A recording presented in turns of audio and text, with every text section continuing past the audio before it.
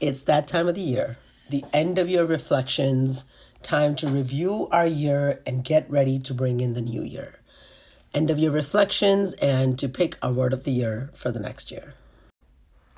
Take a screenshot of this and then I'll explain what we're doing here. So this is a practice I've been doing for about 13 years, right? And I've got it down to a nice, precise process so that you don't have to struggle. As you know, everything is energy. Our thoughts, our emotions are the frequency that we are dialed into like a radio station. So whatever we are tuned into is what the universe will conspire to bring to us, right? But you need to be clear about what you're ordering. And this is your way of sort of putting your order for the coming year to the universe, right? But you need to be intentional about it. So the one way to do this also, please go get a beautiful journal, something that makes your heart happy, right? This is my end of year reflections journal that I've been writing in for the last few years. Like I said, I've been doing it since 2012. So this is the first few years. Then I moved on to this one. And then I still had room in this one in 2020, bringing in 2024, but I was done because 2023 was a rough year. So I was done. I wanted a fresh start. So I started with the new journal and I print this out. I really just tape it in front of every journal. You don't have to, you can just use it, you can write it out in your journals. And this is a process. These are the prompts. So the first prompt is 10 highlights, accomplishments, and best memories. So I'm just listing. And I'm very blessed because usually I have more than 10 highlights, 10 positive things that I can celebrate and look back on, right, for the year. The next thing is 10 disappointments and missed opportunities. If you look at the printout, it says failures, but I've scratched it out because to me there's nothing like failure. It's redirection. So everything that happened that we would have normally perceived as failure, if you really change your perception, it's actually redirection and a lesson and a blessing, okay? So 10 disappointments, missed opportunities. Then the next thing is 3 game changers. These are unexpected events that shifted your focus, okay? The next is 3 things you forgot you didn't get to. And for me, it's usually, 3 things you focused on. What took what took most of your time and energy, okay? And then the last thing is 3 things you forgot. And so it's really funny because in my past year, it was always exercise, not getting enough sleep, and having a work-life balance. And that has been sort of the going, not saving enough money was also another one. Not taking care of my health, right? And I have to say I'm very proud of myself because I've gotten much, much better in this year about doing all of it. So there you go. Anyways, so once you do this, the last thing says reflection. We're going to do reflections a little differently. The next thing you're going to do is pick a word of the year. What is the word of the year? A word of the year is an exercise that I'm not sure who started, but it's also known as one little word. And it's a word whose energy you want to invite into your life. Okay? So I think I picked the word, what do I want to work on in this coming year? So I remember in 2013, I had diarrhea of the mouth. I just spoke too much to the wrong people, and I needed to just be quiet. So my word of the year for 2024 was silence. And I needed to just be silent outside and within. Okay? Some of the other words of the year have been being open. Because when I picked silence, I went from one end to another. I completely shut down. So I needed to be a little more open, but more balanced, right?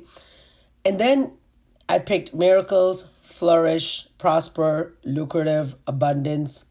Influencer was my word of the year for 2021. And that was a funny one because I picked it in December, and I forgot about it. And then I went viral. My first video went viral on TikTok in March of 2021. And apparently, if you look me up, I'm an internet personality and I'm considered an influencer. I take that kind of tongue in cheek. I don't, it is what it is. I appreciate the impact that I'm able to have, but I think it's very powerful to see that, I had picked influencer and this is where I got. My word of the year for 2022 was courage, which is a hard word to pick. 2023 was clarity. Ooh, I wanted to see clearly in all areas of my life, and I realized how many blinders I had in my personal relationships, and it really just aligned and cleared things out. My word of the year for 2024 was love, and it was about loving myself first and foremost, and then extending that love to others. And now that I think about it, I think I'm very proud to say I've kind of embodied love in a very organic, natural, beautiful way. My word of the year for 2025 has been just to be present, to be mindful, to be more considerate, to just be more of whatever it is I'm trying to do. So the way to pick a word of the year is to see what is it you want to attract. And it's one word. It's not a phrase. It's not a couple of words. One word, look up the definition, make sure it is what you think it means, and that is what you want to invite into your life. Then I write down the definition in my journal, right? And then I write, how do I want the energy of this word to show up in my love life, my relationships, my spiritual life with God, source, creator, universe? How do I want this to show up at work, right? How do I want this to show up in whatever, all the different parts of my life? How do I want this word to be? So for me, I wanted to be more present when I'm in sessions with my clients. I wanted to be more present when I'm around my family and friends and loved ones. I wanted to be more present when I'm home and not be distracted with stuff. I just wanted to be more in my body. And it's been quite a beautiful journey this year. Okay? And then what I do is, the last part is powerful. I write a letter to myself from a year from now, right? I date it a year from now. So today is, December 13th, 2025. So I'm going to date it December 14th, 2026. And I'm going to write a letter to myself like, my dear Anita, can you believe what a beautiful, powerful year this has been? Let me read you some of the letter.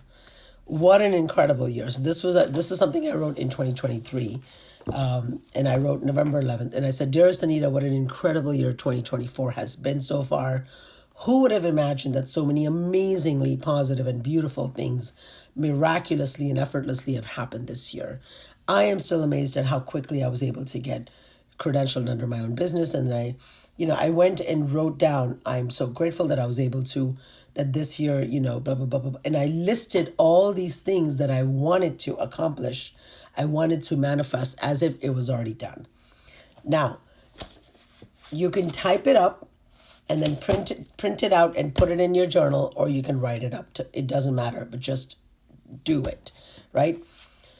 Now, have I gotten everything that I wrote about? No.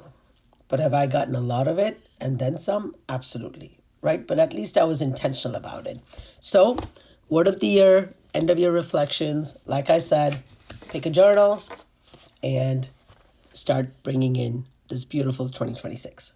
Love and light.